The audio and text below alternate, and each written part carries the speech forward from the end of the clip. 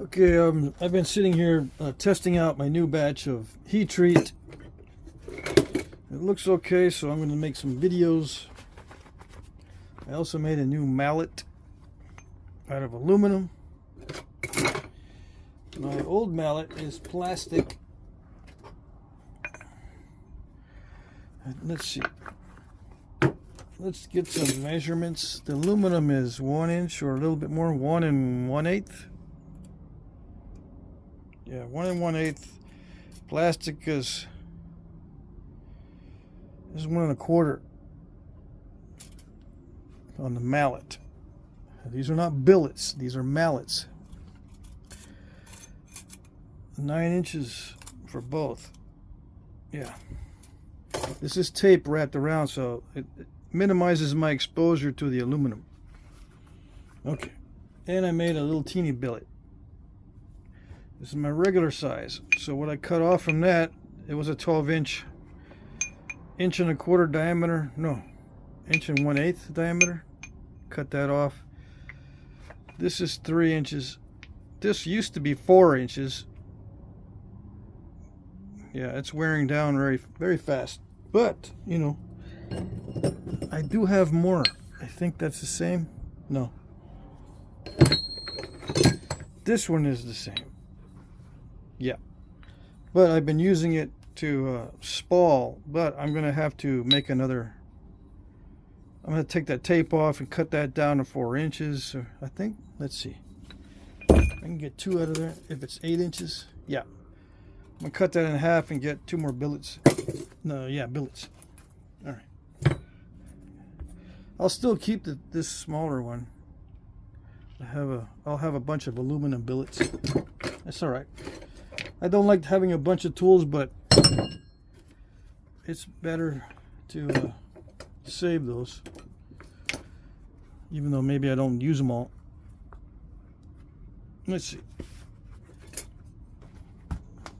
It's better to save them, but I end up usually selling off the stuff I don't use all the time. So I don't know. Let's get to napping. It's already 2 minutes and 30 seconds. People are snoozing because I'm not napping. Yeah. You must be new here if you're snoozing already or you're complaining. You must be new. Yeah, sometimes I blab at the beginning of the videos.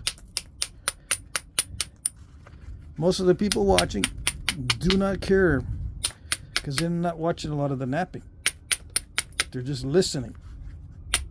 So I got a piece of heat treat here. This is Central Texas chert. 400 degrees Fahrenheit for 4 hours. I got my fancy new barbecue grill temperature gauge attached to my turkey roaster. I need to put a secondary one into the corner so I can see if there's a difference between the corner temperature and the middle temperature.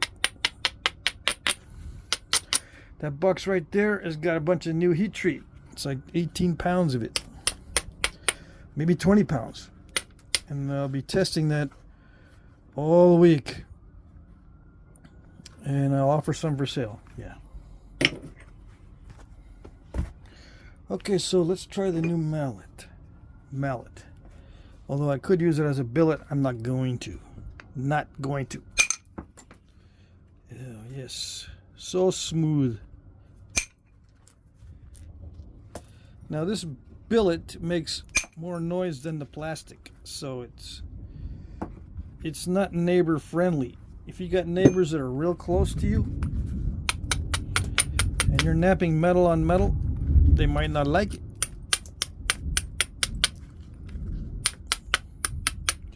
We'll see what happens.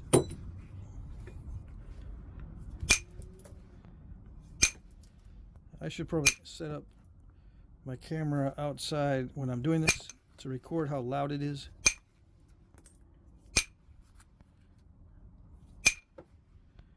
All right.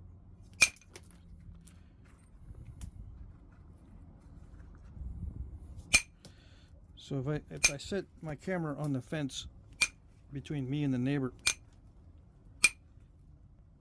and I can barely hear it on video, it shouldn't be too bad for the neighbor.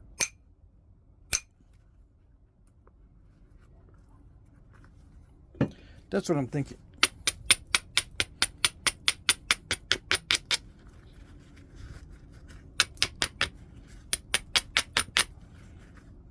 I don't know how else to test it. I don't have a decibel gauge or anything.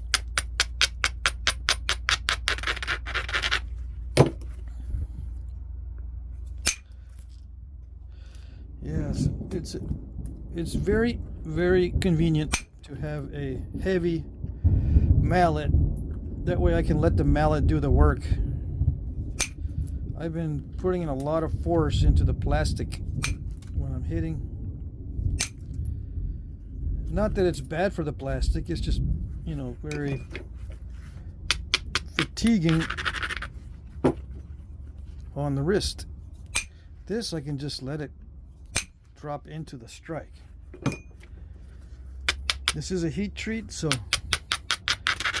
I don't need to hit it really hard anyway, but having some weight behind the billet just makes it so much more, how should I say, much easier to let the mallet do the work. Yeah.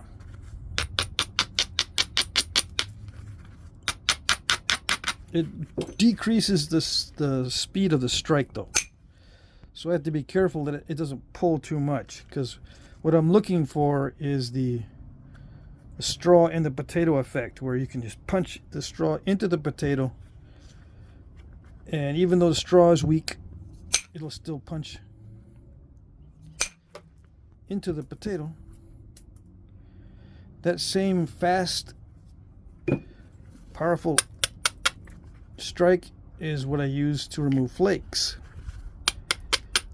Even though this is fragile, the flakes come off and it doesn't know what's happening, so to speak, because it happens very fast and forceful.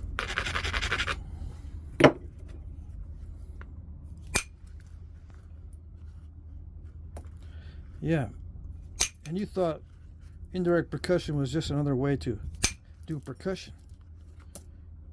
Yeah, it's just a different way. Yeah, it's different, but it's profoundly different. It uses the weight of the workpiece against itself, for one. The flakes come off without much stress to the workpiece, number two. And there's less fatigue, number three. On the wrist and the arm and the hand, you can make a lot of points in a row if you were to be so inclined without much fatigue.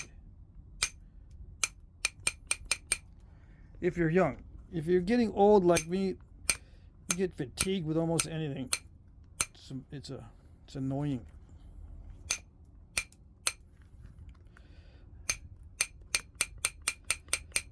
Yeah, I've been putting off exercising because I'm trying to figure out what to be napping. Every week I'm figuring out, what should I nap? What should I nap?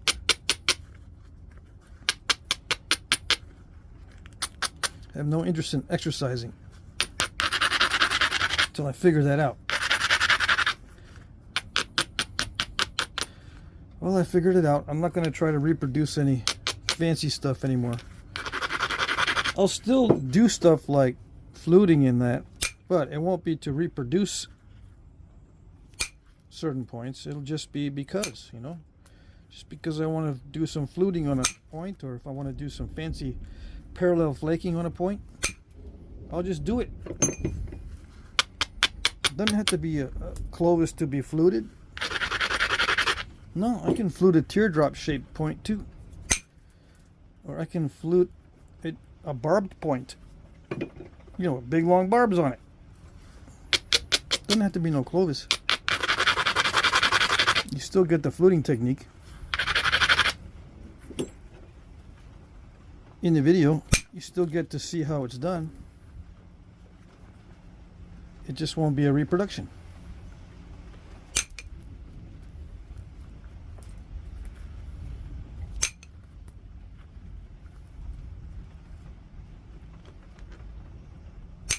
Why don't I want to do reproductions? There's a couple of reasons. Main reasons. One, I've already done them on video. And number two, there's some unscrupulous banana boats out there who will try to sell them as real. Yeah. I don't want to be in that category where, or a statistic, you know.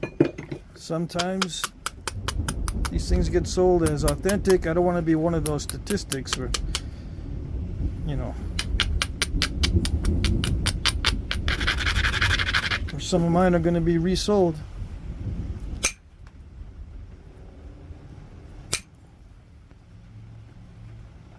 They can't resell mine as authentic if they're art points, because they look stupid. To the artifact collectors, they're going to go, that's not a real point because it doesn't even look right. Yeah.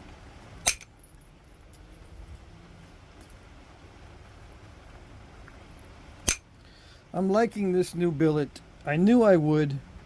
Took me forever to make it because I was focusing mainly on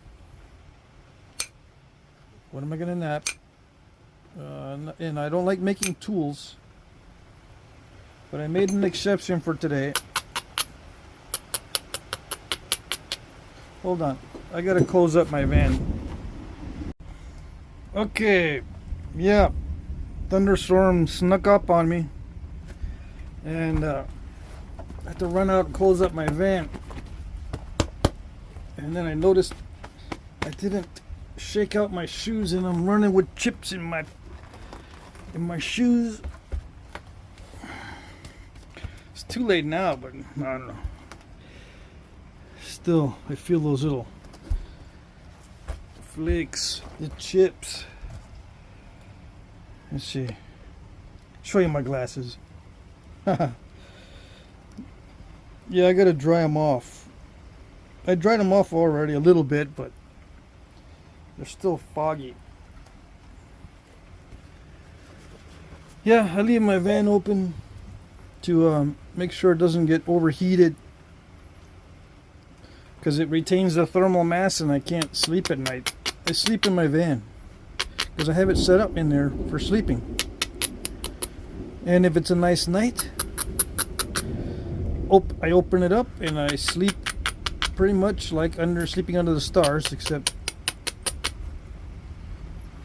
I got that little security of having the van roof over my head. And it's nice, right? It gets nice and cool here at night. Not like during the day where it's like scorching hot. Okay, what did I do with my... Here it is. Anyways.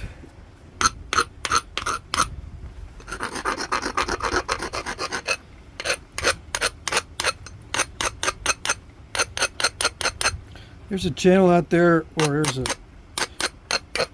a guy out there who calls himself Sleep Outdoors More. Yeah. So I've been sleeping outdoors more. Taking his advice. Anyway, that was kind of fun, yeah.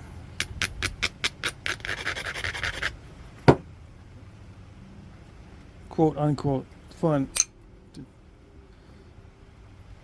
Make sure everything is closed up.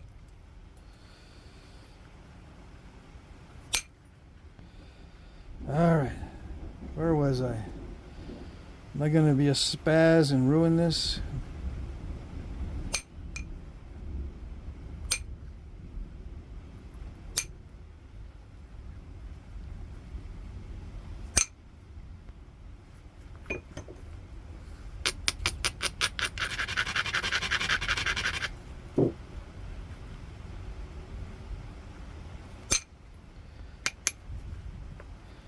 Yeah, some of you guys don't like sleeping outdoors because of the mosquitoes and flies and moths and the bugs. Well, I bought some permethrin spray, And there's one place where water accumulates in a setup I got to collect water off the gutter and then make it go further into the yard so it doesn't flood our little patio. Anyway, water accumulates in there. I spray the permethrin in that, and it keeps the mosquitoes out. And anywhere else where water might accumulate, I spray the permethrin.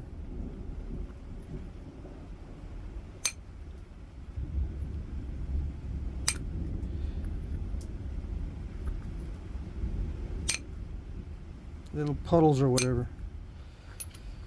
Here and there. Not out back where the dogs are, but out front. And there's not much mosquitoes. That's it. Very few. It helps that we're in a desert too, so the water dries up pretty fast, but they don't need much time to breed.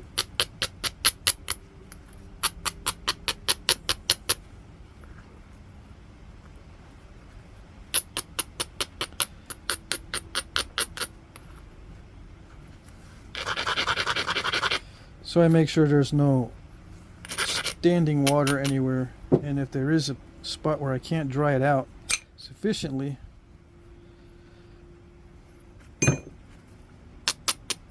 just spray that spray. All right.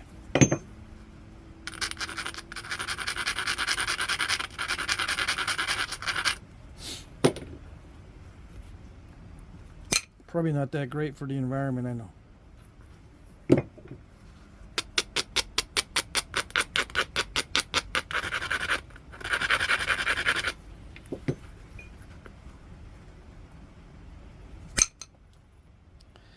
All right, so it's working, but it's it's starting to reach the limit of its potential for thinning.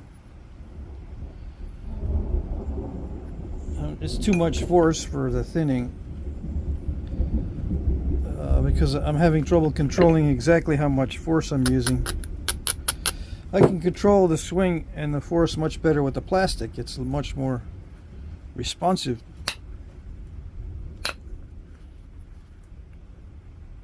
Or I shouldn't say responsive, but variable. I can vary it quite a bit.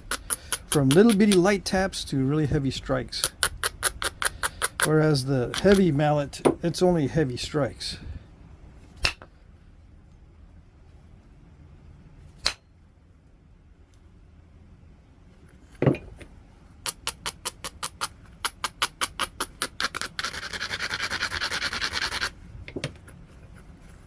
So I got it pretty thin with the heavy mallet, relatively speaking heavy. It's aluminum, so it's not as heavy as a copper mallet. You can use steel or copper for the mallets, but aluminum is a little more shock absorbing. See how it dimples when you strike it, which means it's a little more shock absorbing, which means it doesn't bounce. It doesn't create a bouncy effect. You need to maintain contact with the striking area as the flake is removed. It can't be bouncing or you'll get erratic flake removals or flakes that are way too wavy, ripply. So you want a little bit of shock absorbing, but not too much. Shock absorption, but not too much. Too much shock absorption means you lose too much energy, and then it won't do anything you want it to do.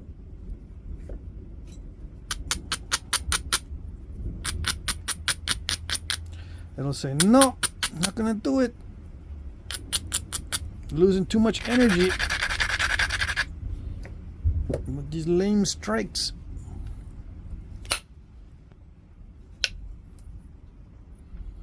Yeah.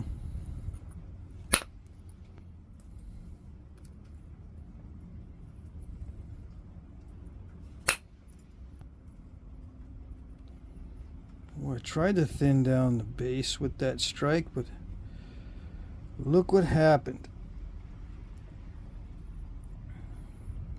Sometimes the heat treat is a little bit steppy, but I'm also hitting it opportunistically without isolating the areas that I want to strike. Isolating works well as long as you have control over how you're removing the flakes initially. If you have trouble with platforms and striking areas like I do, the problem being crushing, then preparing platforms specifically for certain flakes doesn't work all that well. I have trouble maintaining the integrity of the striking areas. That's why I try to build a longer area for striking. In case I mess up, I can hit on the, I can move over and hit again somewhere else. I don't know, I asked this question before. I don't think I got responses because this is a difficult one, but you can kind of keep track of how many times I fail to drive a flake because I crushed the platform. And you can kind of get a percentage. What's my percentage of crushing the platform or crushing the striking area and having to move over? I don't keep track of those things, but I'm sure that there is a percentage of the number of striking areas or platforms that I crush in the attempt to remove flakes. And they're just not opportunistic, not only opportunistic, but specific areas that I prepare.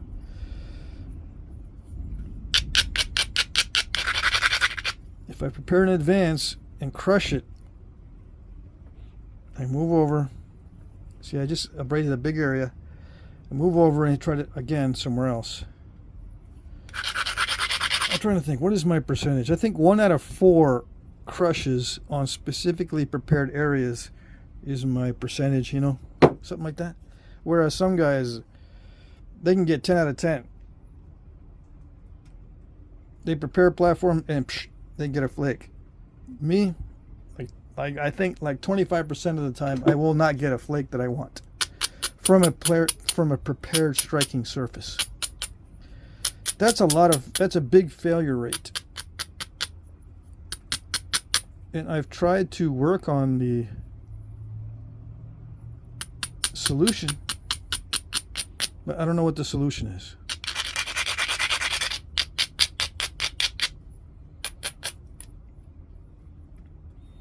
I get a similar one with pressure flaking also, but it's not as bad as the percussion, I don't think.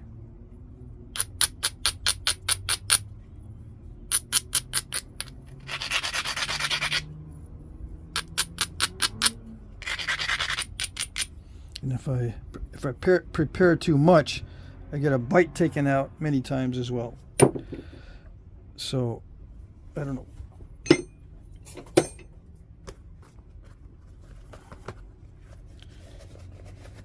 I say prepare too much. If I prepare more than I usually do and make it even stronger so it doesn't crush, I end up taking a bite out. So the edge can't handle it.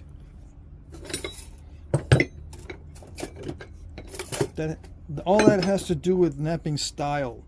There's something in my style that prevents me from utilizing every platform I prepare or every striking area that I intentionally prepare.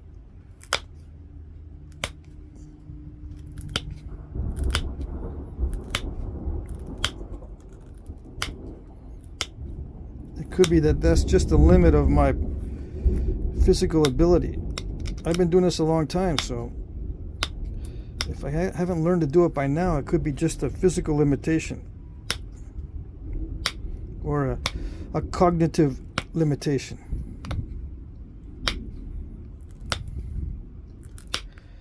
Something the archaeologists don't talk about.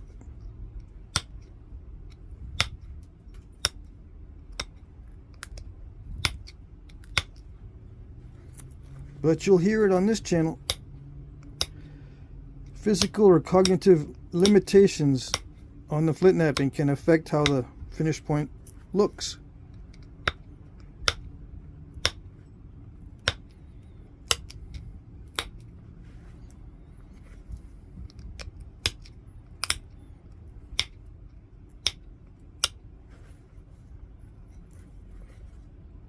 obviously.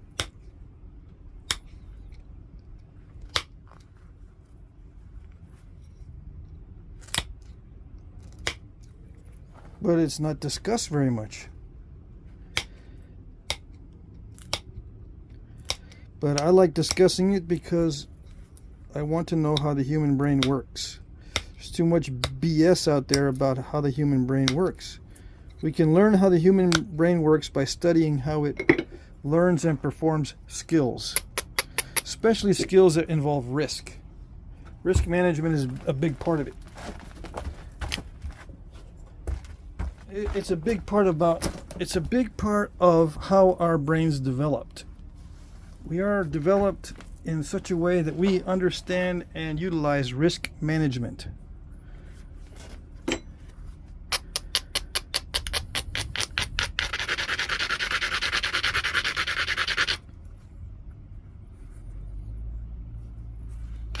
We're not just reaction machines. We actually assess the risks. And then modify our behavior or go ahead or whatever. It affects our decision making.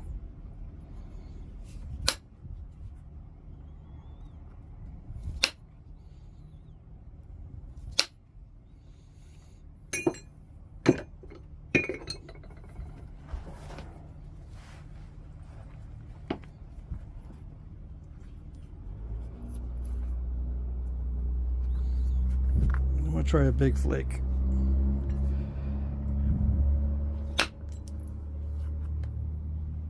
Wrap my hand around it to prevent snapping. Too bad I can't wrap my hand around it from the side like this if I want to try to keep it from breaking if I hit from the side. Well, there might be a way.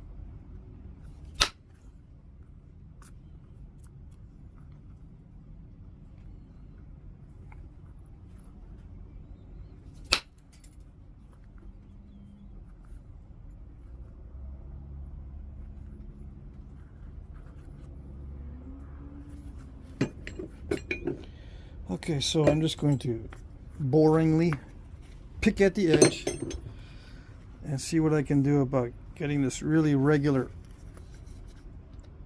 Something I don't normally do.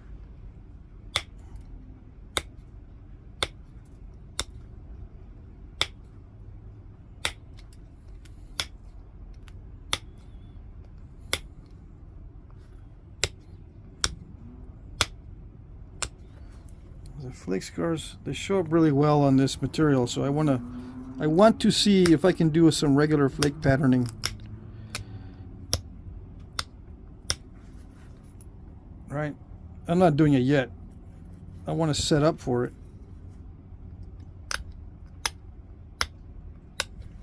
So I'm going to try to set up for it by regularizing the surface and regularizing the edge.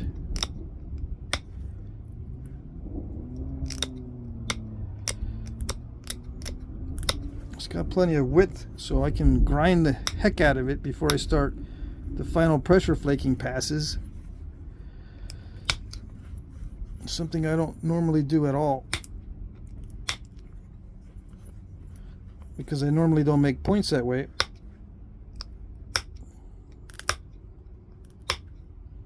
Although I do some regularization.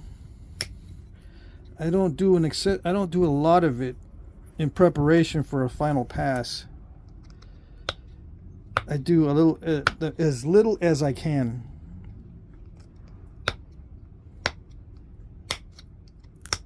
Normally, regularly, or by default, I do as little as I can to get away with what I need. I just need it to be just regular enough to drive some thinning flakes to make it thin, and then I sharpen it up by just picking at it.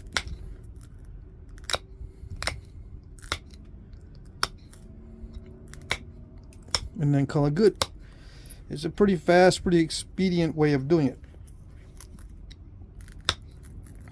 It's not persnickety. I forgot to look up persnickety. just to make sure I'm using it right. But I'm not all that concerned about how I use my vocabulary words.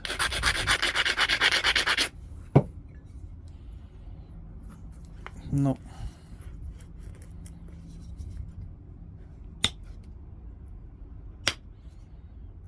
I was looking on Twitter today and I saw that I can buy a blue check mark for myself if I'm approved. You still get an approval process as long as they verify your phone number or whatever. Anyway, I saw that there, if you get a blue check mark, you can edit your tweets. When did that happen? People have been screaming for tweet editing forever, and then I saw it and I'm going, I didn't hear no announcements that you can edit your Twitter tweets now if you got a blue check mark. They call it Twitter Blue, right? Is that what that is? You get a blue check mark, it's like $114 a year, or you can do it monthly. I think it's $11 a month, or let's see, yeah, something like that. You get a discount if you pay yearly. I'm not going to pay no yearly. I don't think I'm going to even pay monthly. I'm just on Twitter so I can see what's going on. I don't want to be out of the loop too much. You know, if there's an asteroid that's going to hit the Earth, Twitter's going to know first. Yeah, anything that's news, you're going to find it at first on Twitter. That's the only thing I like about it. Information is disseminated extremely fast on Twitter. Anyway, so much for that. I don't want to advertise it. Stupid stuff. There's too many crazy people on there. Still.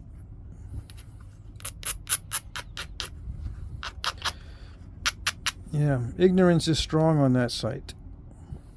Very strong.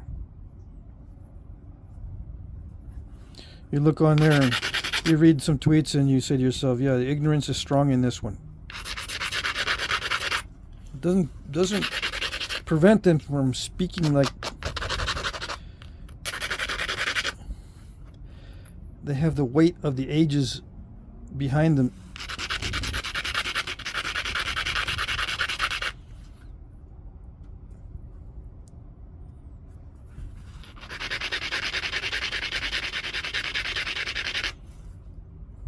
Yeah, they just speak like they know it. They know what's going on. You know, it's worse than being a know-it-all. I can listen and pay attention to someone who actually is a know-it-all. They might be a little annoying, but at least they know. They know stuff. These people,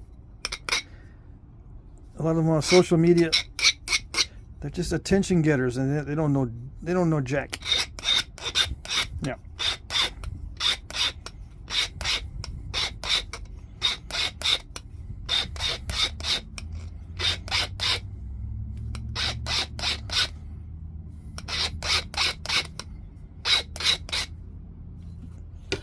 All right, let's see what we got.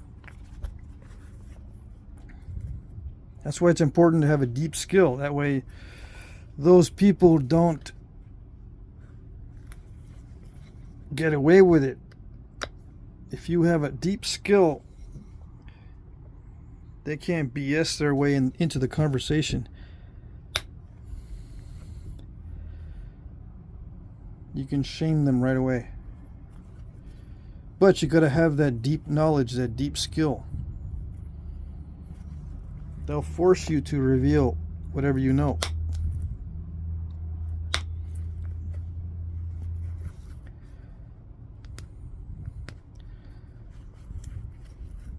Yep.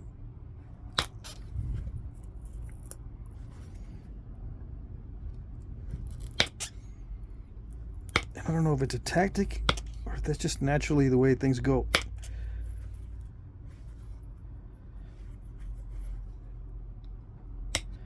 In order to dispel some of these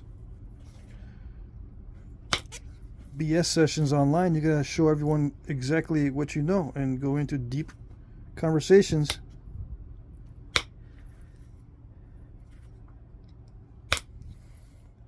If you want to correct it, if you want to correct the situation, yeah, they'll force you to cough up all the information. They won't do anything with it because they'll still be right on the screaming at the edge of their ignorance. They'll find something else to scream ignorantly about.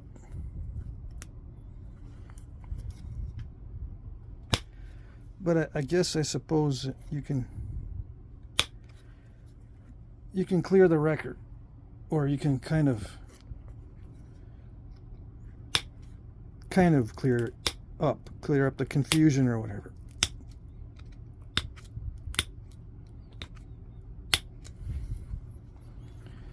So that's a pass of regular flaking, and it's useful for sharpening the edge. It can be aesthetically pleasing, but I think it was mainly done to sharpen the stone. That's my theory. Now it's not the type of flaking that looks like flake over grind. You guys know what that is, right?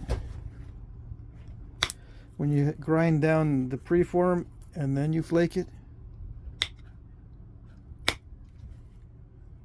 Yeah. It's not as pretty as those because my surface is not perfect. It is regular, but it's not perfect.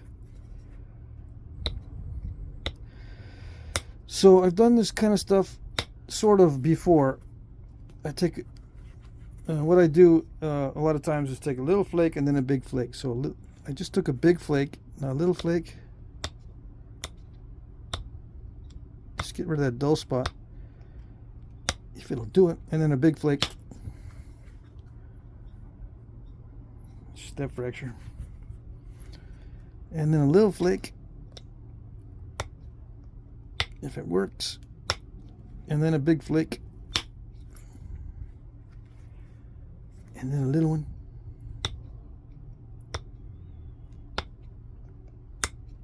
then a big one. Oops, come on, there it goes. Now if you space these close together, you don't need to take that little one. But I'm spacing these kind of far apart, relatively speaking. So I take a little one and then a big one.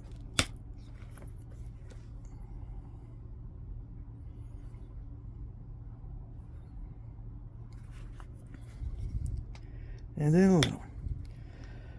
And then lots of force on the big one.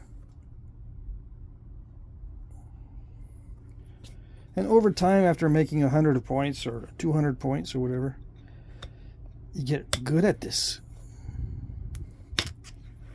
So hopefully I'll get good at it eventually. Even at my skill level, I can still get it sharp.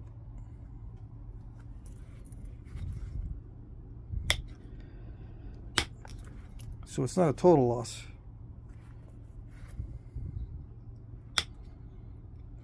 Total loss of time spent learning how to do this. And it's not always consistent, obviously.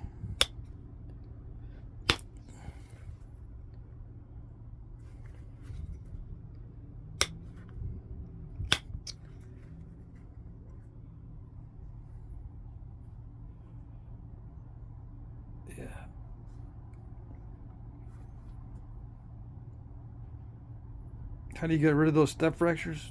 Well, the only way I know how to do it is with big bold flakes with indirect percussion. If you try to pressure flake into those areas, it's not going to get rid of those step fractures.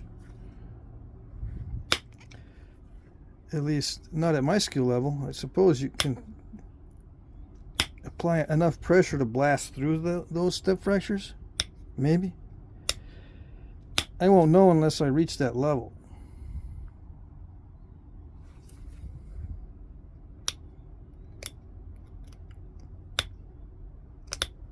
or I watch someone else do it.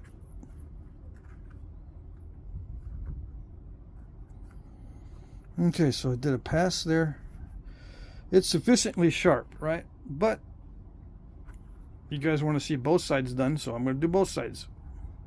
But it's sufficiently sharp now that it can be used just like that.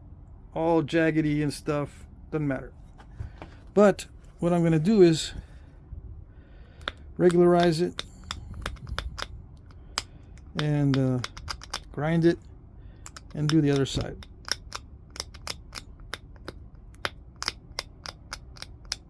To make it extra especially sharp. Right? Right. Extra especially sharp.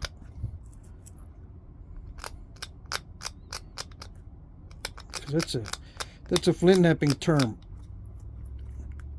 Extra especially califragilistic. Can you hear me? Nope.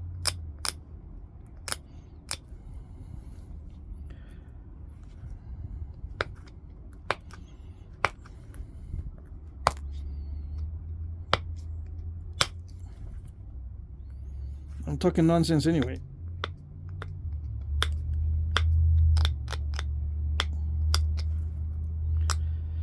Yeah, this is a nice piece of heat treat.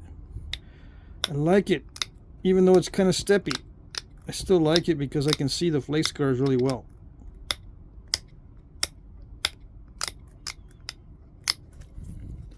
And it responds well to steel. I like a stone that responds well to steel because steel is so much easier to use than other materials. In case you don't know, in case you're new, all you new guys, you're messing up my explanations.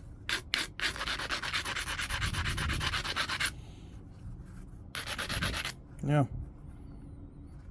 All the guys that have been on the channel for a while, they already know all that stuff, but I gotta keep repeating myself.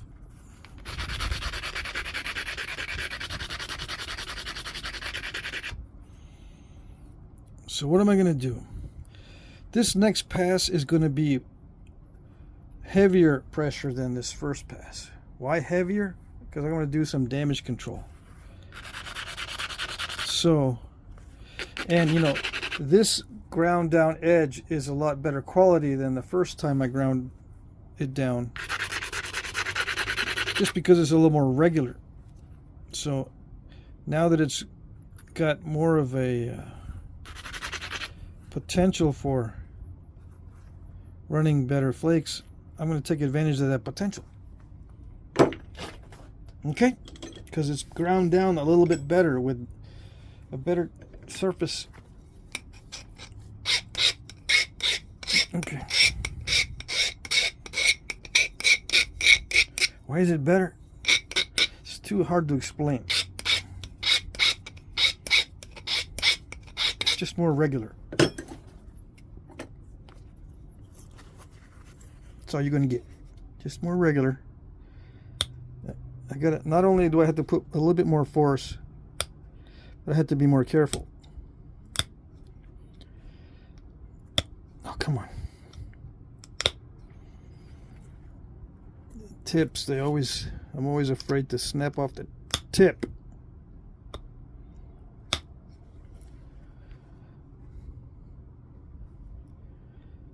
Yeah.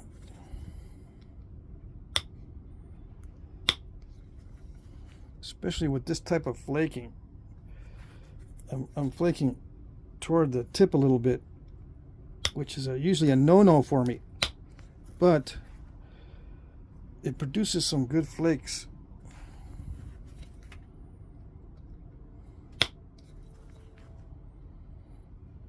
It thins down the edge a lot.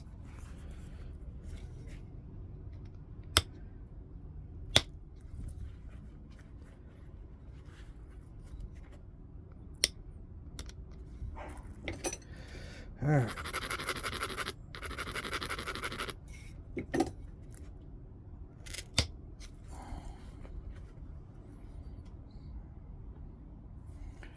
Yeah, once I get good at it, I can produce a median ridge eventually.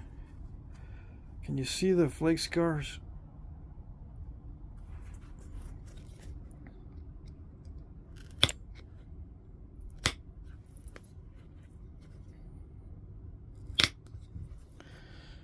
Yeah, those flakes did travel. I can probably get some more flakes to travel in the other direction. Hold on. I can do damage control, right? Maybe try to get rid of that weird area in there. No? Yeah, I'm just gonna cause it to be irregular, so I'll just leave it. All right.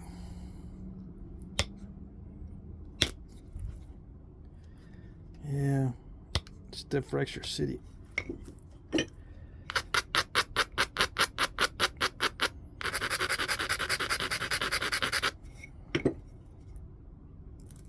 No, not like that. Premature flakeration.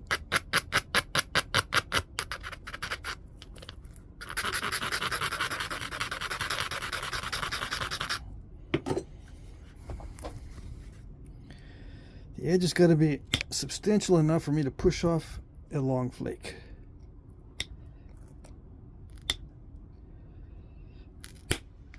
Yeah. Maybe get some damage control done with the pressure. Yes? No? Didn't run long enough? Let's see. Is the pad stopping it? There's a possibility, yes, that the pad is stopping it. Am I going to make a new pad? Probably. Or I can just put a piece of soft leather over the top of this one. You know, just hold it. A piece of thick soft leather, just wrap it and hold it with soft leather over it so that the pad is not so hard.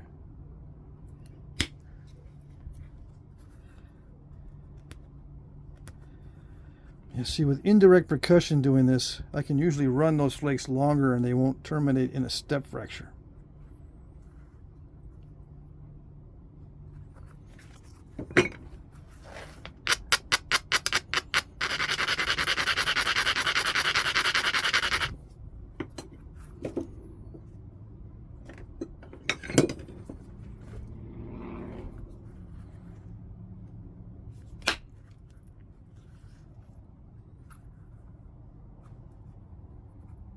Some weirdness going on. See how long that, see how far that traveled with indirect percussion? It did take more of a bite out, but there's no way I could have done that with pressure at my current skill level. And the more passes you do, the more irregular it gets, I think.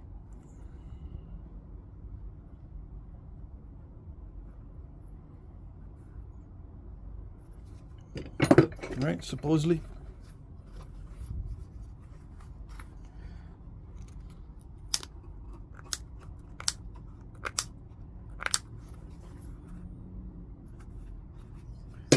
Yeah.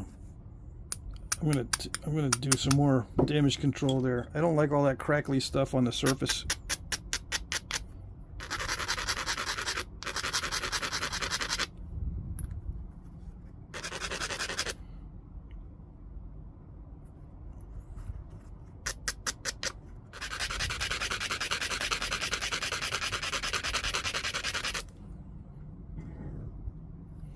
Now, could I run pressure flakes now that are long enough? Maybe, but they're going to be narrow. If I use a pointed tip, they're going to probably be too narrow to capture a lot of that. If I hit it with indirect percussion with a wide tip, I can probably blast away all that stuff.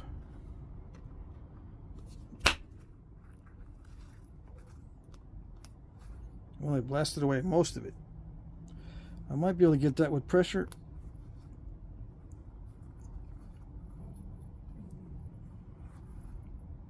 But the operative word here is might. I might get it off with pressure. With percussion, I can probably guarantee it to be, or almost guarantee that I'm going to get rid of it.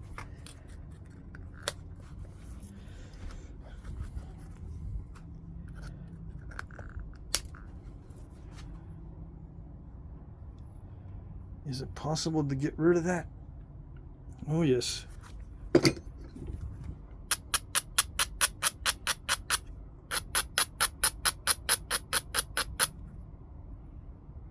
I don't trust using pressure, though.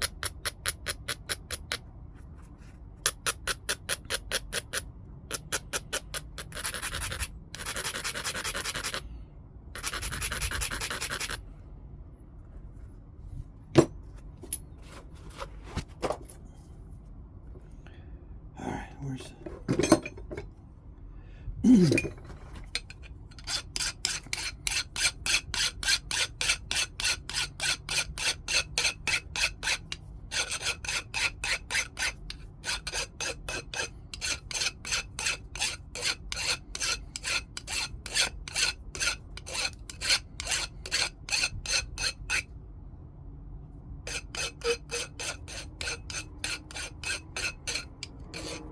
I'm twisting it as I go. Slow-mo. Slow-mo, it's twisting like that.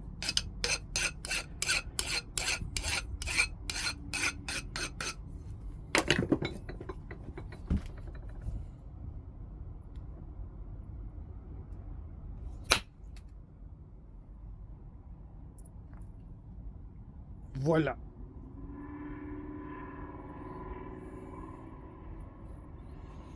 Raise your hand if you knew I was going to say voila. You knew it.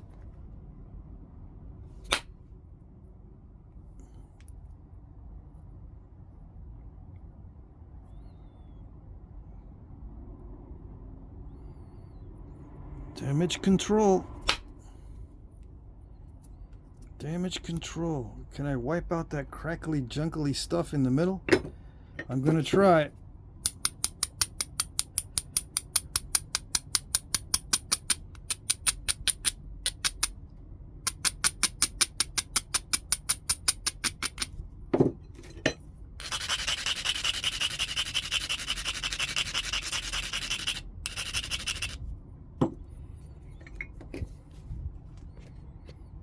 Turn. See, some of you guys that have rigid setups for indirect percussion, you can't turn the tips like this, huh? Nope. It's too rigid. You got it too rigid. You need to be able to turn that tip, or at least figure out a way to get a clean side. I don't know, that almost did it. It's going to be tough getting in there and trying to wipe out that mess.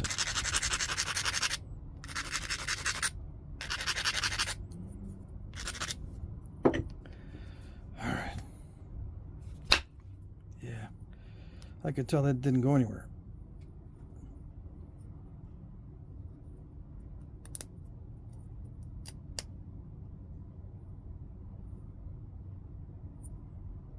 I don't know which direction to go in from. That was my best shot right there, but it didn't do it. I can do an in-betweener. Yeah, but it's scooped out.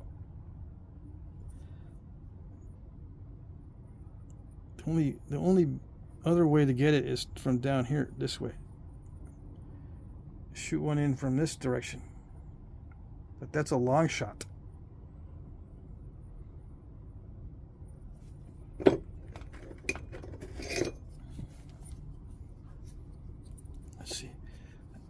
Trying to figure out, how do I do this? I have a way to pop these out by levering it, using a little bit of leverage. Not like that though. No. Well, how do I do it?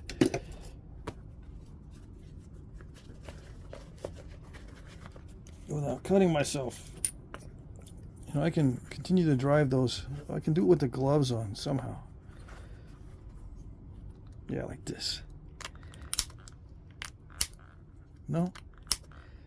Doesn't work? seems like they would pop right out.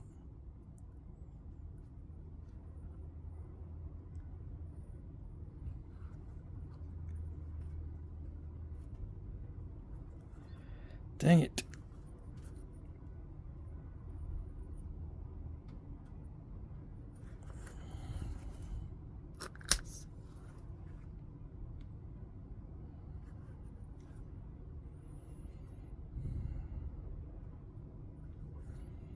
Yeah, I gotta make it really narrow. I do want to get rid of that just so I can show you how to get rid of it.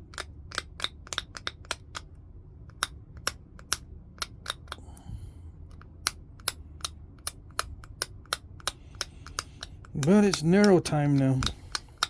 Narrowing time. It's the only way to do it.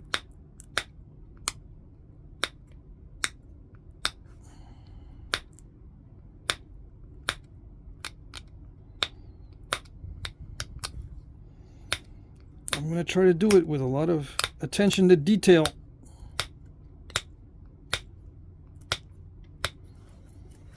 Try to make that edge perfect.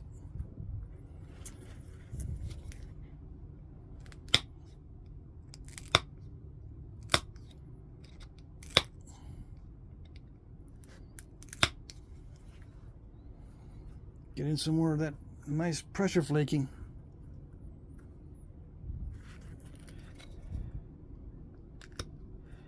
Yes, no. It's a little bit of step right there. All right, so let's see. Can I hit this with more percussion from this direction? I could try, but nah.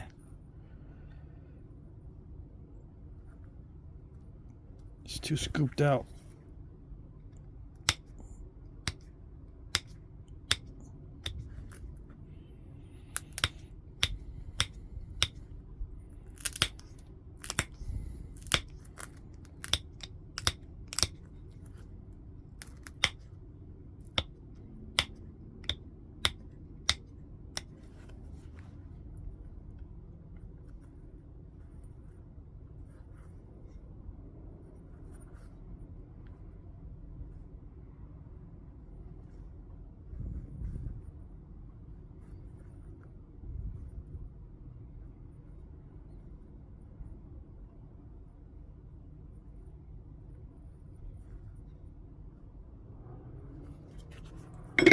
Yeah.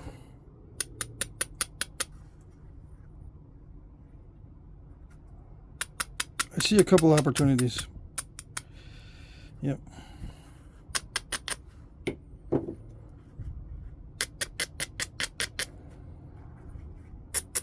But there's some other stuff I gotta do first before I can do that one.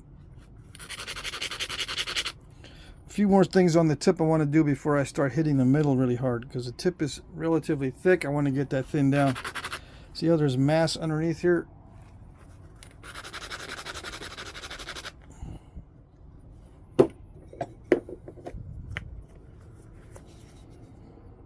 Always have to thin down the ends first before any major hits to the middle. That's just a good default strategy.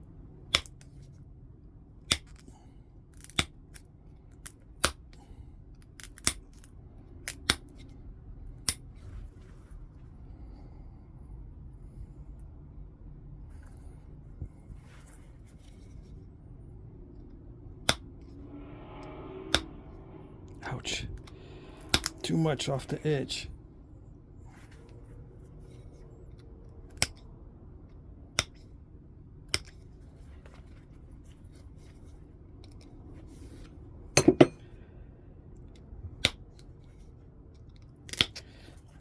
I'm doing all big flakes. There's no little flake, big flake, little flake, big flake. These are all big ones. Alright, so did I thin it? I did thin it a little bit. Alright, so where am I going to hit it? I got my ideas. I got some ideas.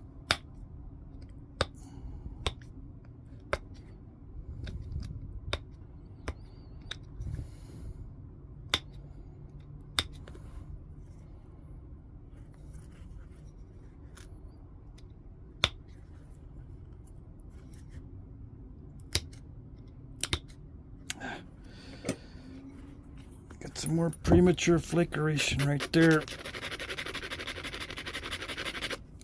Just grinding stuff.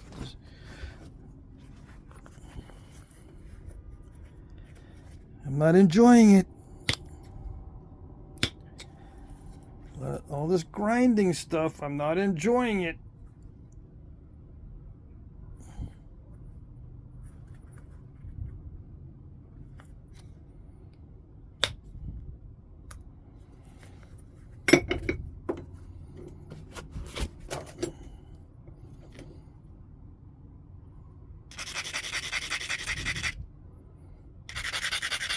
Some of you might be saying, just be quiet, dude, and do it. Just do it, dude. Just do it. I'm not talking, only doing. If I don't talk, I can't do it. All right? There you go. That's where the problem lies. If I don't talk, I can't do it. I gotta take my mind off of it. Can't be thinking about it too much, because then it ruins it. So I take my mind off of it.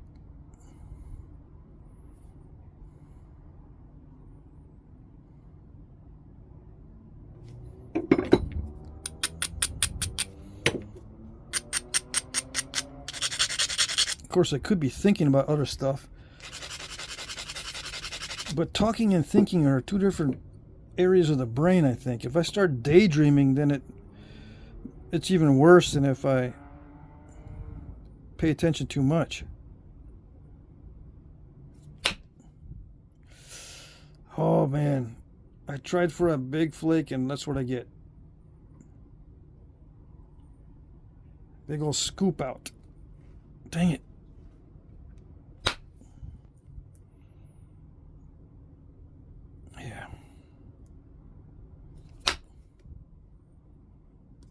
Big old scoop out. Yeah, I don't know what's gonna happen now. Anything could happen now. It could be diving in, because both of those flakes failed. That means it could be a diving failure.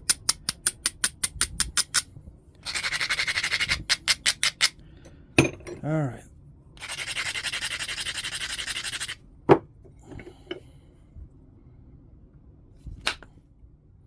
Ouch. Yeah, I'm reaching the limits of my ability on thinning this thin piece.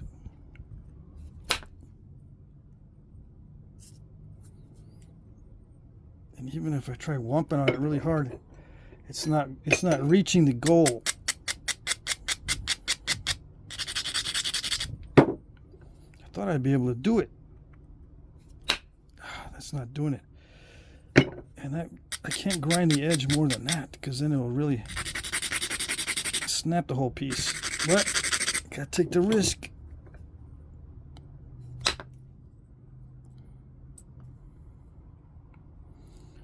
Alright, so I don't even know if that's any better.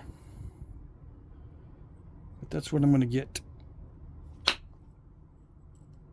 Okay, good. That reached the step. So minimized it slightly. That's kind of how to do it. Kind of. Still got crackly stuff in the middle.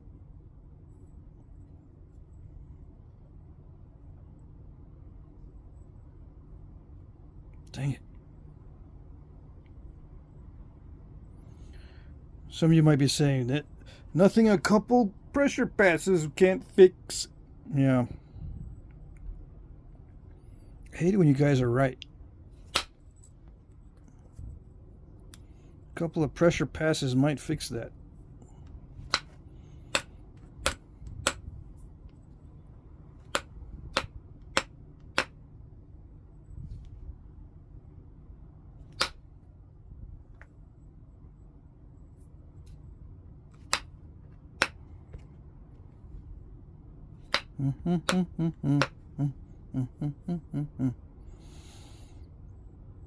Yeah, I'm going to pressure flake it.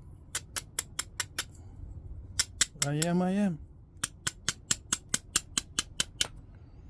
should be able to reach a lot of those areas with pressure flakes.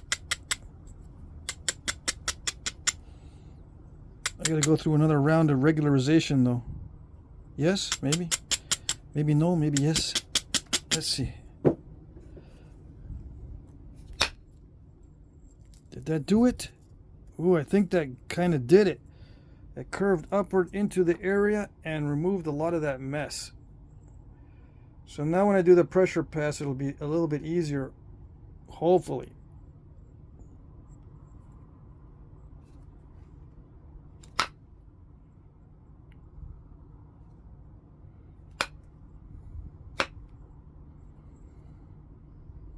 We shall see.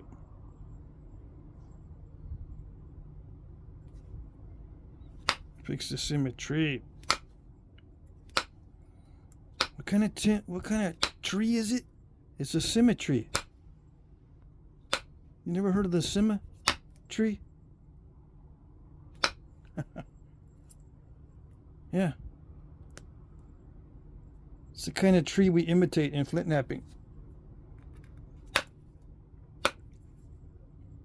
You didn't know? Yeah.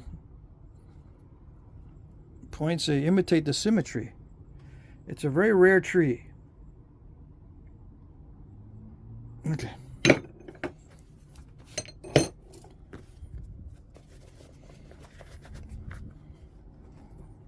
It's so rare nobody knows how it looks, except for the nappers.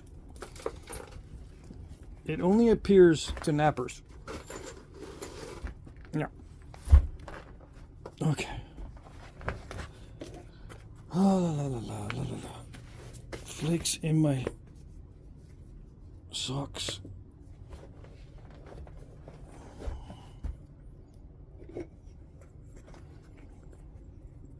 Yay, pressure flaking passes. But first I have to regularize. It's getting smaller and smaller and smaller. Yep. That's the way it goes.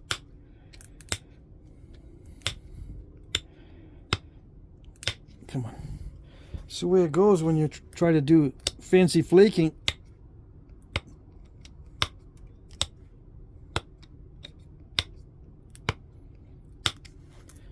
It has to be intentional.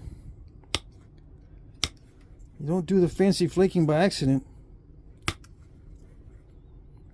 I used to think it was just a result of skill. It is a result of skill, but there's got to be another reason.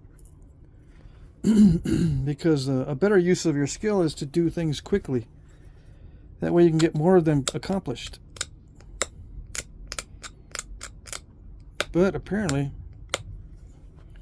they didn't want to accomplish too many of these if they're really fancy.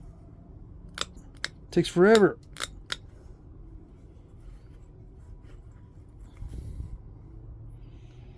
Yeah, some guys can get real good at it because that's what they focus on the whole time when they're napping. All their napping is concerned with setting up for the final pressure pass. That's it. All of their napping. They're just concerned with setting up for the pressure pass. And just to keep you guessing, they learn other stuff on the side. But their main goal in napping is to set up the edge for that final pressure pass. Yep, they might have other little tricks up their sleeve and make other points. But nope. Their main purpose is that final pressure pass. Some of them. It's not all of them. They're sneaky like that. In my opinion.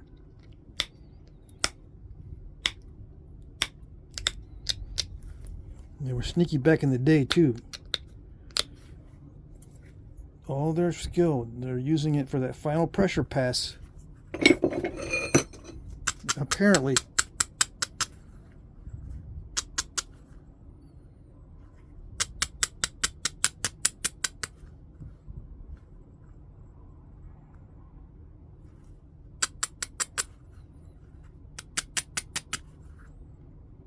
Does it look any better than before? It's still kind of crackly in the middle, and when I do the pressure flaking, it's going to be crackly again. So I think I reached the limit of my ability, right? If it doesn't improve after all the attempts to improve it, that's it. That's the limit of the ability.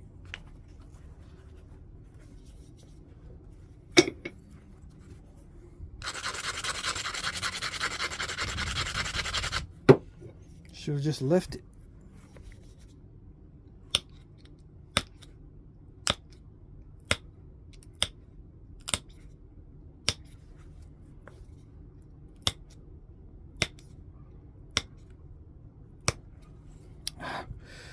Okay, it's gonna be one of them days.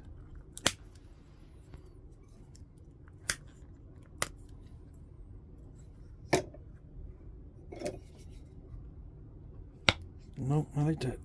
Nope, not like that. Kind of like that.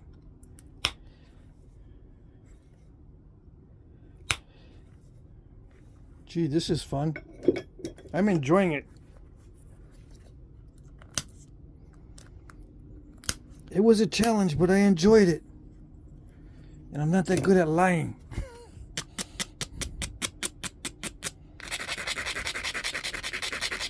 I'm not enjoying it, by the way. Just so you know. It's a big pain in the butt.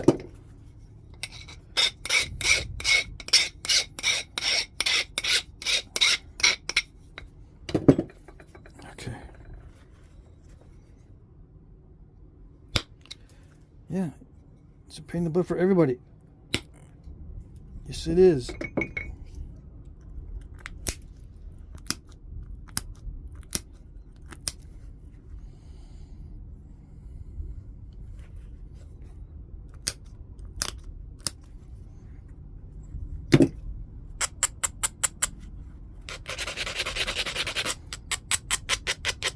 In case you're wondering,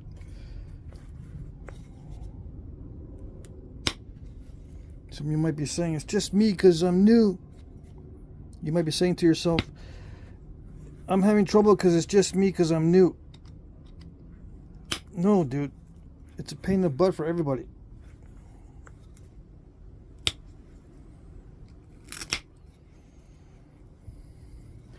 And you risk breaking it with almost every pressure flake. Well, I am anyway. Oh, no, not like that.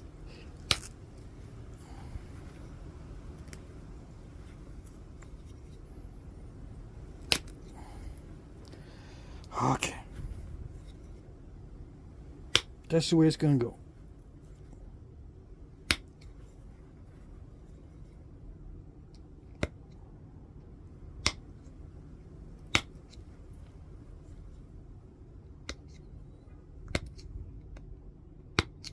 Come on. I just want to press the flake off right there. What's the big deal? It won't let me sometimes. It says, nah, I don't want to be an arrowhead. I don't.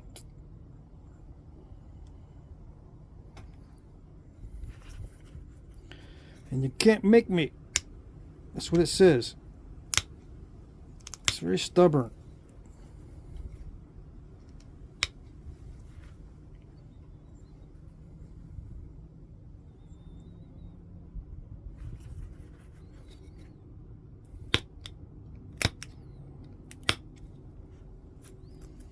And if you don't watch it closely, it'll sneak up on you. It'll pull a fast one. And it won't be an arrowhead. It'll be two chunks. And then it'll laugh. Yeah, it doesn't hurt the stone to break in half. It actually likes it. Yeah. It considers it multiplying. Yeah. That's how it reproduces. You break it in half, that's how it reproduces. It loves it.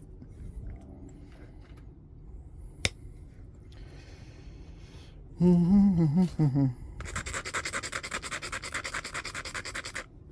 right.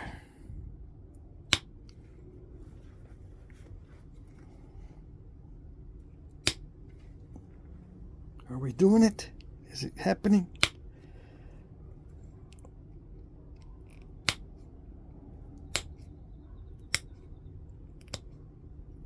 come on. Just a little bit more. Are we starting to get a regular pattern? Kind of, sort of.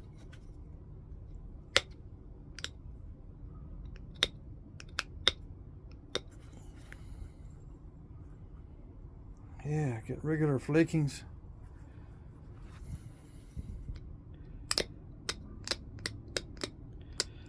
You gotta make it look like the symmetry.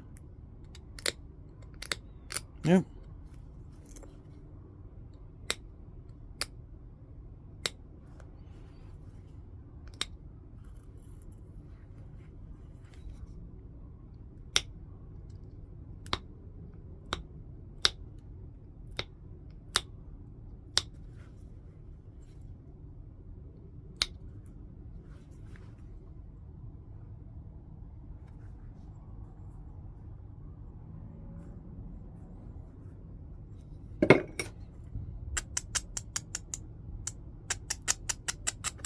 The edge is so delicate now that I can accidentally knock off too much of the edge.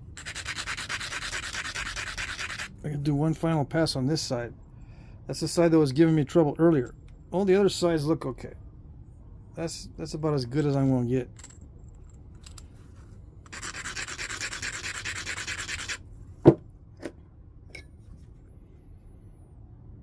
Where's the file?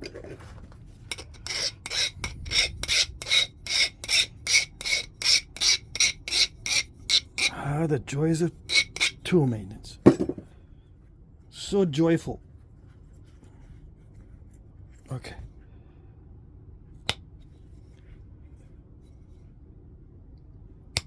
Oops.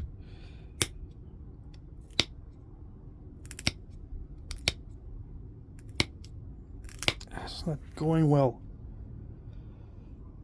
I messed it up a little bit. But I wanted to sharpen it. Oh well. Here we go.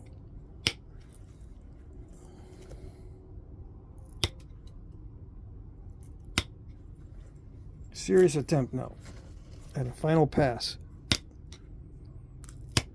No, it didn't do it. It hit the step fracture and didn't go nowhere. Just like I thought.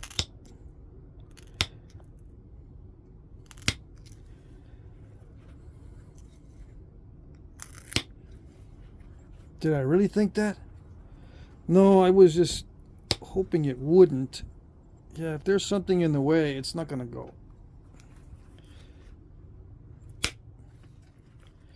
When it's free and clear, those flakes will travel. But if there's something in the way,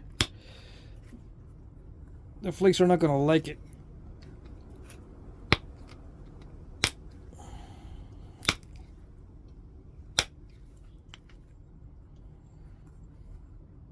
They're just going to say, nah.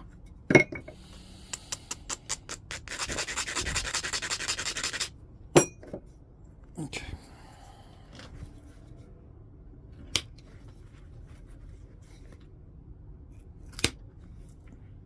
See if we can take care of that step right there.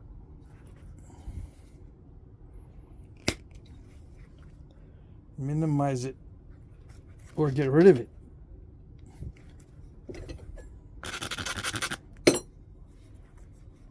Let's see. No, that's not dull enough.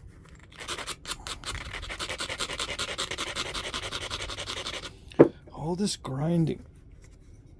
Holy moly.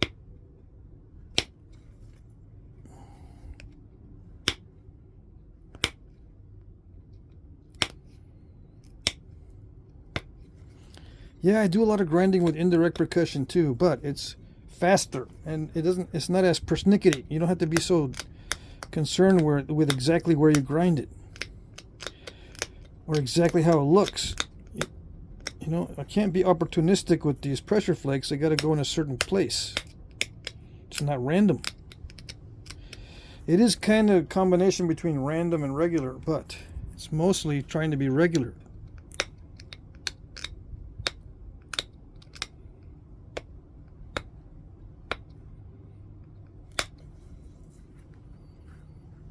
Right? I'm trying to be regular. Doesn't look that way.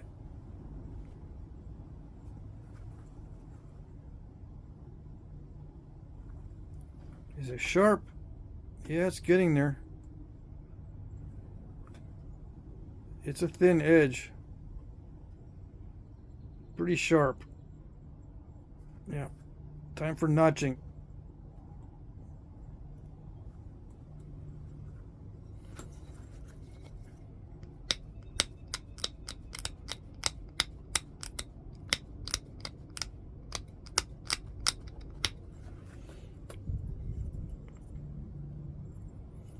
Okay.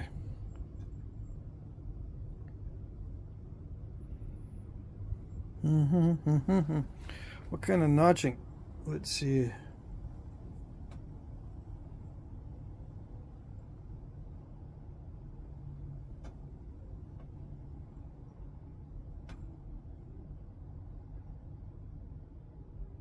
I'm just looking at the surface area.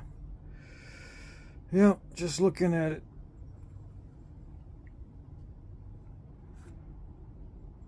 I'm wondering if I left it thicker, would it be easier to run flakes? Maybe.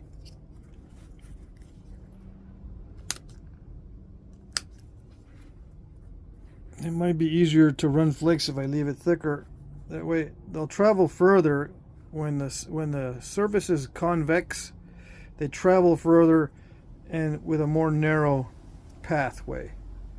If it's flat, the flakes tend to be wide. I like wide flakes, so I'm in the habit of flattening it out. But to get regular flake patterning, it's probably going to have to be thicker.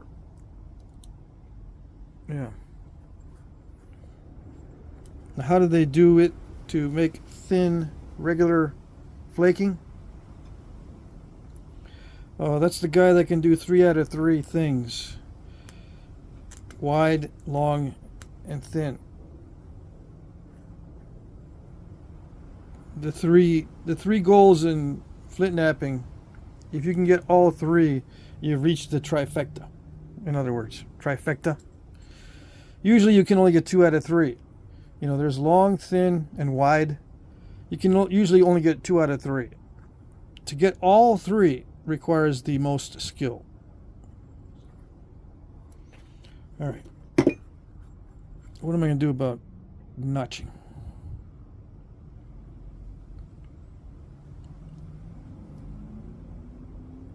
Do some difficult notching. Yeah, I know. I made a, what did I make here?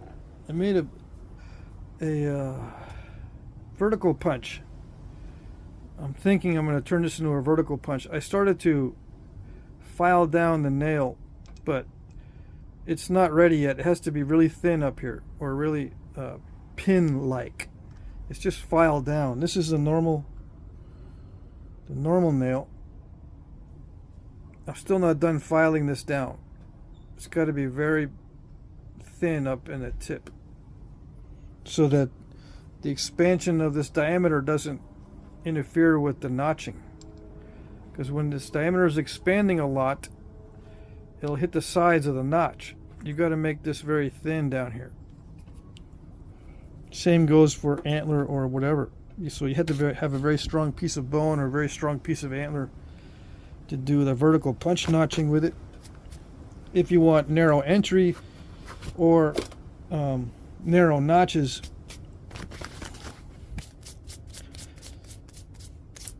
again, there are guys that can do it without much trouble, but they've done obviously hundreds of points. All right, let's see.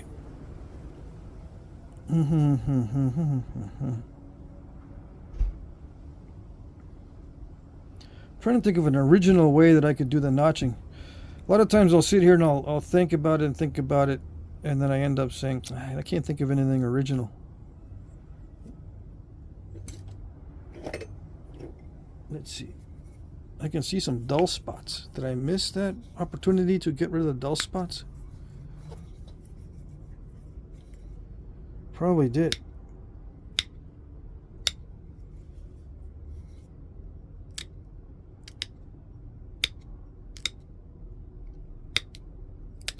missed that.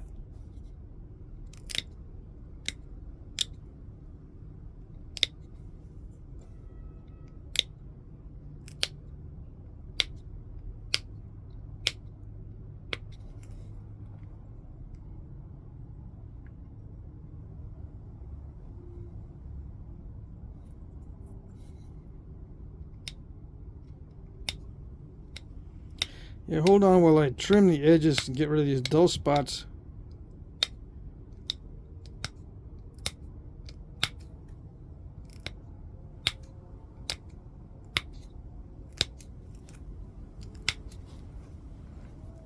Okay.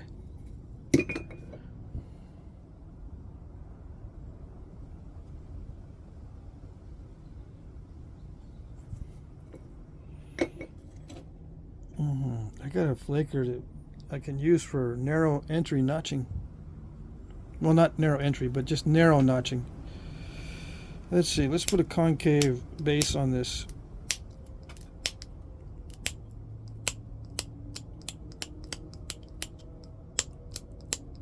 Shall we? We shall. I say we, because if I mess it up, it's not all my fault. Yeah. Okay.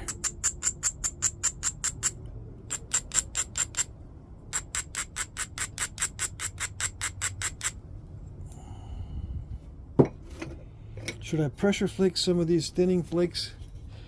I should, because it'll show you if I break it that I'm not lying about snapping it with pressure. I've snapped them in half doing this. And you thought it only snaps in half if you do it with percussion. No, pressure flaking will snap it in half too. Too much pressure on the base can snap it in half.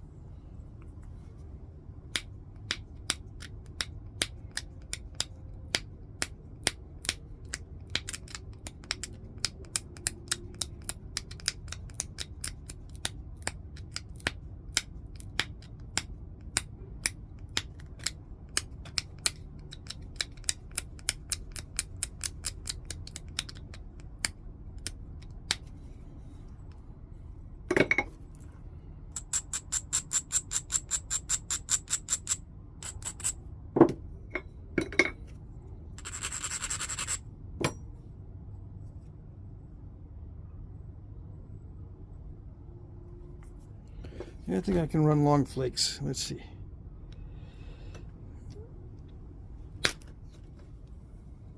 No, that's not that one. Let's try another one.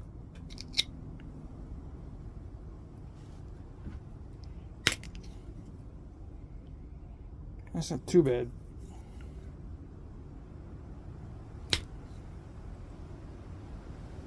I could do longer ones with percussion.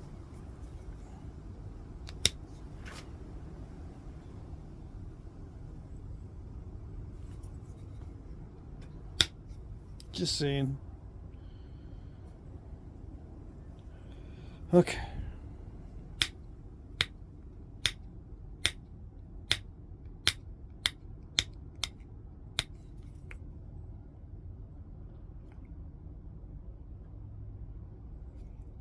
Where's the other pressure flaker? I like this because these flakes don't bug me. This particular type of material, the flakes are not bugging me.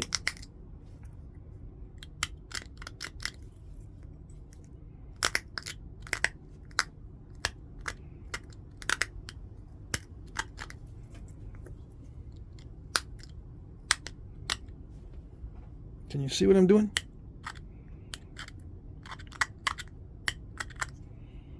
It's just a regular nail.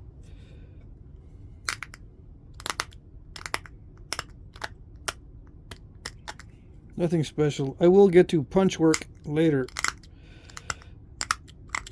when I finish the punch and I experiment with it a little bit. But instead of the punch, I'm using the crunch for now.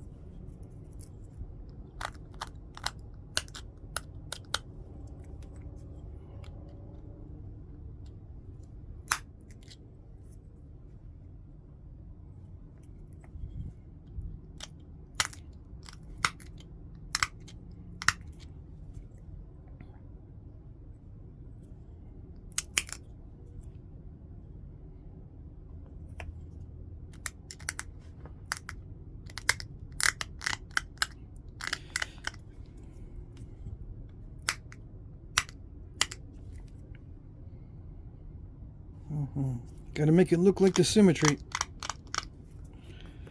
All right. You can see that the two techniques I'm using. I can push off on top, downward, just to get rid of some of the flakes and make a strong edge, and then I push kind of this way. See, with a little bit, the corner is below the stone. The corner of this, it's below the notch slightly, and I'm pushing mainly with the flat to pop out a flake. And then I come in and I push down from the top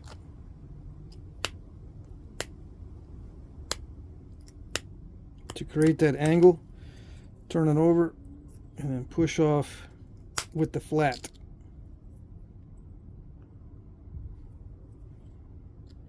Then push down, just downward strikes, turn it over, and push off with the flat.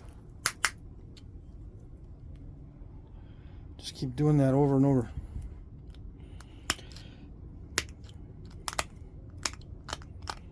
There's different techniques to this. That's just the technique I'm using. You can push at the bottom of the bulb every time with the corner, but I'm pushing in with the flat.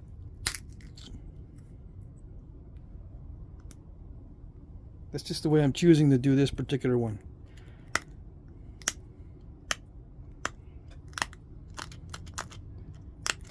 I get more control that way.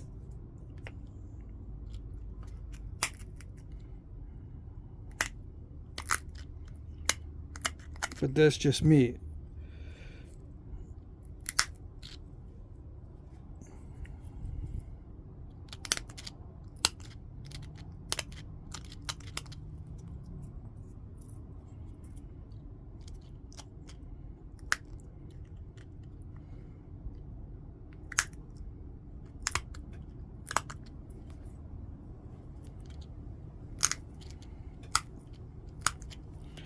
Reaching the end of my ability there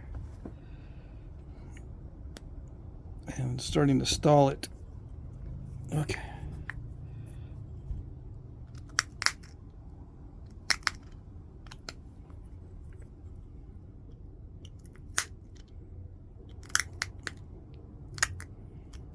And I'm thinking about it too much.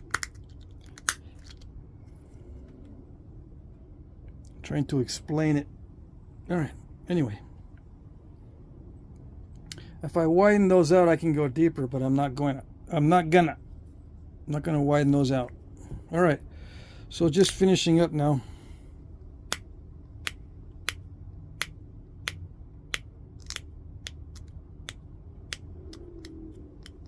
I like to put a little constriction on this top edge above the notches.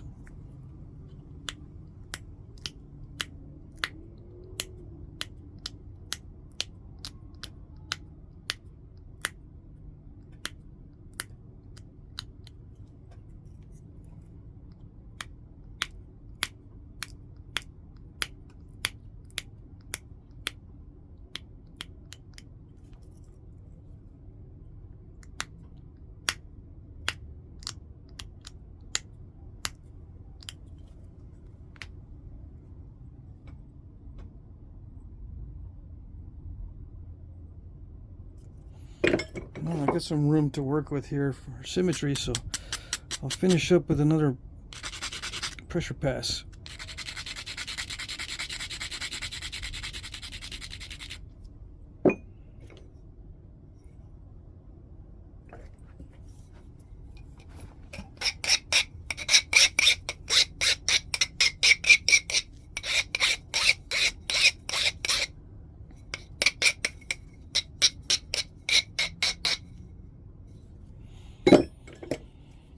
Where was I?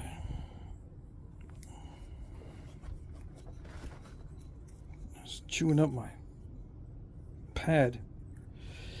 I chewed up my pad with this particular session.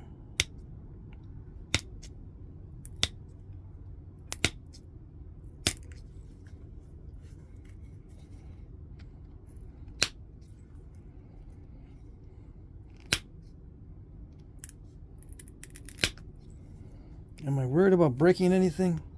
Only the tip. That's one thing I worry about sometimes. Or in this case, the only thing I'm worried about is the breaking off the tip. But it's still pretty substantial, so I'm not that worried.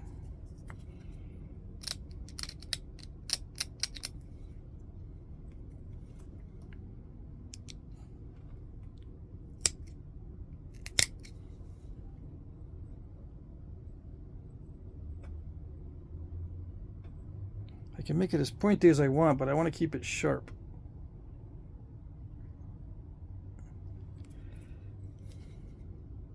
I can make it really, really pointy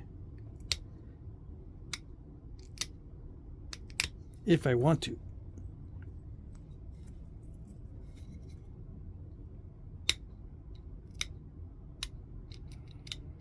Sometimes, you know, picking on the tip makes the sides of the tip dull. You really want it sharp all the way down. Of course, obviously. It seems like I got dull spots everywhere, but it could be just my eyes.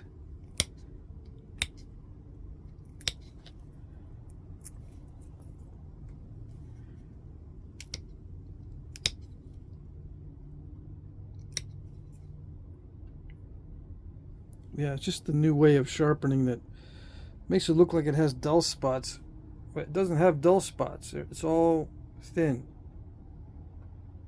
It might be a little bit curved and scooped out in some areas, but for the most part, it's thin and sharp.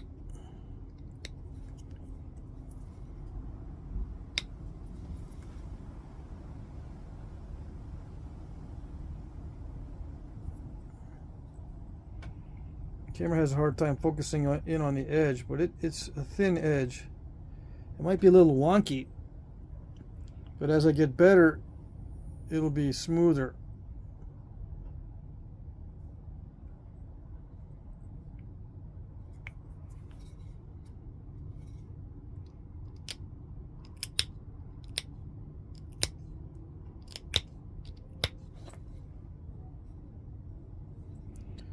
Anyway, there it is.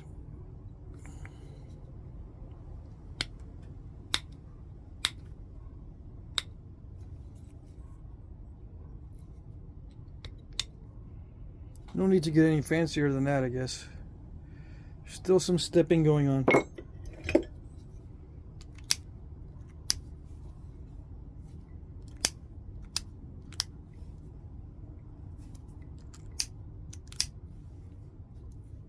Oh well. Okay, so yeah, I try to do some regular patterned flaking. I can touch it up here and there.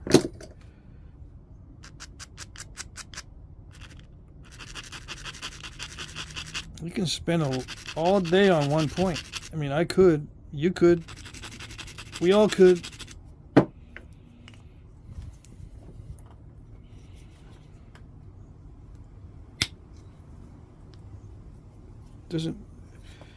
If it's just a hobby, you got that luxury. Spend all day on one point.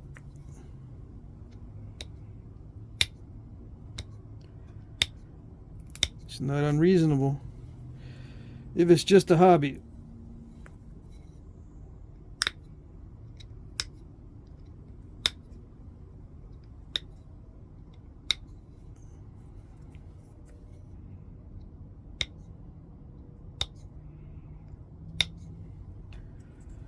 Yeah.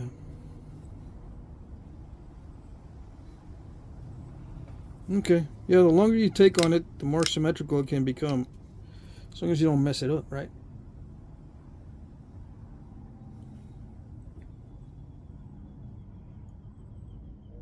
Alright, so there it is. Let's see, what's the dimensions? A little over 2.5 by 1. Hunting point size? Yeah. Hunting point size. Okay. I do like this material for heat treat. It didn't gloss up, which surprised me. 400 degrees, it did not become glossy. It just stayed dull. So it looks like the same stuff in the raw state. So you wouldn't be able to tell if this was heat treat or not by looking at artifacts, because it looks the same in the raw state. But anyway, it's not translucent. I like it. Alrighty.